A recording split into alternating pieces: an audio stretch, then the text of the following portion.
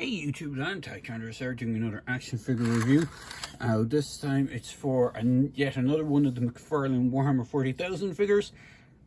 And this is the Raven Guard Veteran Sargent. Now, as far as I'm aware, before I just go on to about the box, as far as I know, this is supposed to be a GameStop exclusive in the States. Over here in Europe, it was available on Amazon.co.uk. through Amazon directly, so I'm not sure if it was available on the European version of GameStop website, because I haven't seen any of the Warhammer 40,000 stuff available to purchase through GameStop over here.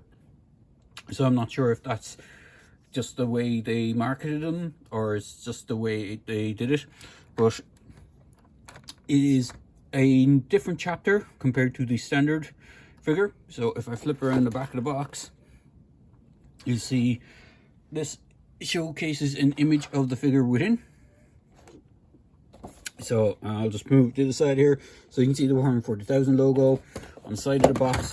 Without him falling over. On the side of the box you have the Raven Guard Veteran Sargent markings. You have all the kind of biotech, kind of almost Geiger-esque style artwork that's on the side of the boxes. And then the other figures, now as far as I know, this guy was an exclusive, so he technically wasn't part of a wave. So the other figures that were available at the time this guy came out is the Necron flayed one, of which there is two versions. There's a chase variant and there's the standard one, and I'm pretty sure I've done a video for both. There's an Adapter Serratus battle sister of the Order of the Bloody Rose, which I've done a review of. It's essentially the same figure as the first sister, just done in a different deco. As you will see, this is also basically a very similar idea, so I'll probably make this video pretty quick.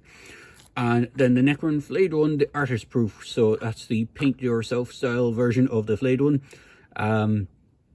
It is slightly different to the pre-painted one. It has where you can see there's like skin, torn skin on the painted flayed one. It has different variation of the skin pattern. So, but the base figure is the same. It just has a different layout for the skin pattern. So, bringing the figure in, he comes with 3 accessories. Technically 4 if you include the backpack, which is a separate piece in the box. Now, if you notice in the box, I actually have his display base still in the box. I have a loose one here. It's essentially the same one that you get with every figure.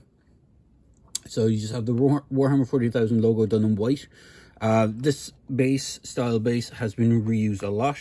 So you have the same ones for the Avatar Last Airbender, which is a figure I will be getting to review at one point. I picked up a Prince Zuko, the gold label edition. I haven't picked up any other figures, so I will get to that. I didn't save the box for it, so I'll go straight into the figure. There's the Princess Bride bases. You can see they're identical. Even the peg sizes are the same. There's no difference in the peg size. So that is one accessory. The other accessory is the chainsword, Adapter Serratus chainsword, which is identical to his battle brother, the Ultramarine Sargent. So this is the Assault Intercessor Sargent. This was the very first figure that McFarlane released about maybe a year ago. I think we were about about a year and a half into this line. So we've gotten a good few figures over the course of the history of this figure line. As you can see, side by side, these are exactly the same figure. Even down to the helmet, they're the exact same figure. You get the bolt pistol, which is exactly the same. The main difference is the deco on this guy. So you still have the assault sigil on the side of the shoulder. The Aquila on the chest is the same. The only difference is the Ultramarines one is meant to be a gold, whereas this is a white, kind of almost white. If you were so inclined, if you were to pop this head off and place it onto the Sargent, for the Ultramarines, you would have what would be essentially, I think it's the first company Ultramarine character, or Ultramarine chapter. The first company, as far as I know, were mainly comprised. Now, this lore could have changed many times over, because I know the Primaris are pretty much new, and the the way the old Ultramarine chapters were set up, I think the very first company would have had white on the pauldrons, and the helmets were white to denote that they were veterans. They were all like the first generation of Ultramarines, basically, so they were all pretty much veteran Marines in their own right. But that is beside the point. So articulation wise, this guy is exactly the same. I'll just do a 360 of him before I go on to the articulation. Now, he doesn't have the vents painted, neither does the one on the Ultramarine. I did do a few custom jobs where I painted the vents. These technically should be a silver or a gunmetal color, just like the bolt gun and the bolt pistol and the chainsword. But McFarlane opted not to do this. Paint apps are pretty sparse on this guy. He's mainly just cast in black plastic with a few additional paint applications. The belt on this guy is painted. He has a brown belt across the waist. You still have the black pieces. As far as I can see, it's the brown is the only painted part. The black is the way it's cast. You have the paint application for the, I think it's supposed to be the chapter, the company. I think this is the third company. I could be wrong. I'm not too sure on some of the symbols for the other chapters. But you have the Raven Guard logo on the left shoulder pad.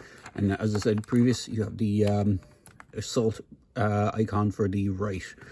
Unlike the Ultramarine one, he doesn't have the Ultramarine logo on the back. He doesn't have the Raven Guard logo on the back. And then additional paint apps is just here. He has silver painted for that extra armor piece. He has silver added onto the helmet.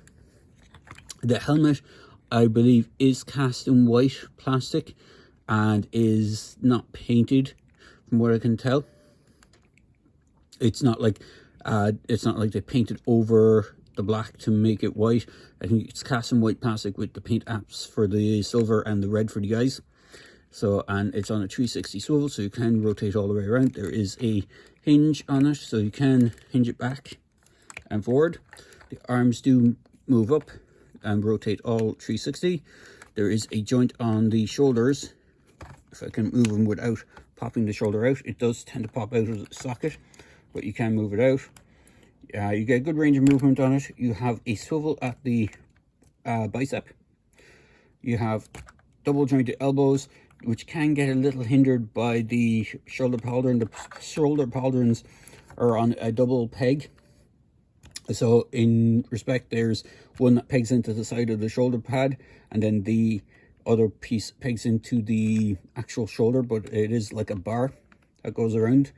The hands are on swivels and have a hinge on them, so you do get some range of movement on this. Now, unlike the Blood Angel Intercessor that they did, the Blood Angel, I'm trying to remember what they were called again, they're the guys with the big plasma guns. These guys come with two grip hands, whereas they had a open palm for holding the rifle two-handed. Legs can do splits that much, are hindered by the waist armor. Can move forward, can move back that much. Does have double jointed knees. It does have a hinge at the foot, and it's a slight rocker, but it's very blocked by the shoulder pads, or not shoulder pads, by the knee pads. It does hinder the articulation joint a bit. It does have a upper diaphragm and a waist joint, so there's actually dual joints there. And the crotch piece, or the armor piece here, is a slightly more rubber bit, so it does try to avoid too much obstruction of the joints. So you do have that. And then you have two peg holes on the bottom of the feet, even though there's only one peg hole, or one peg on the stand.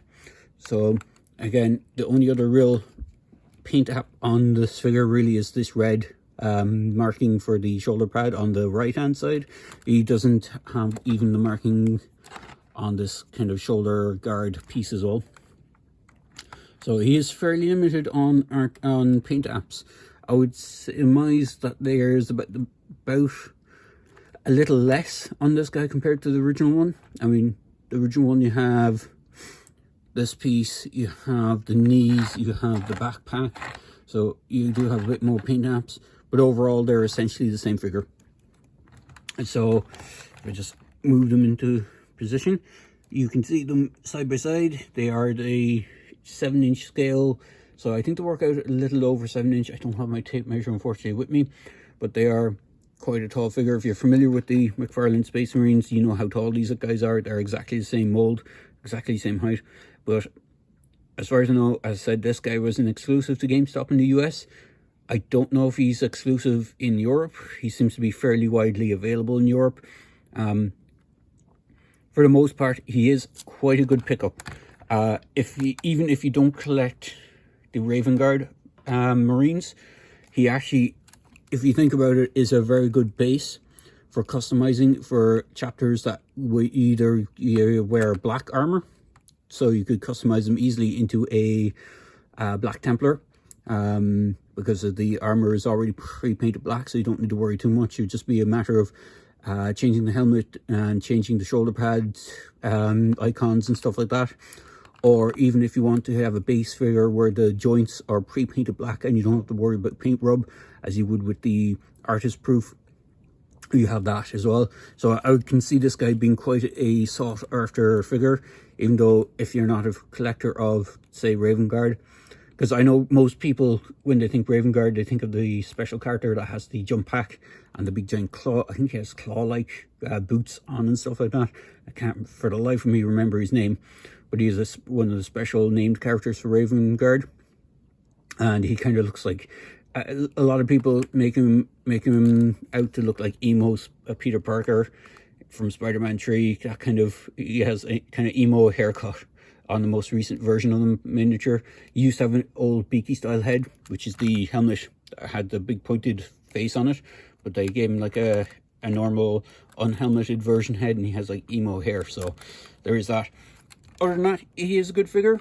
Even if you just want him as a Raven Guard, he does stand pretty nicely, but overall quite a nice figure, so I do recommend picking him up.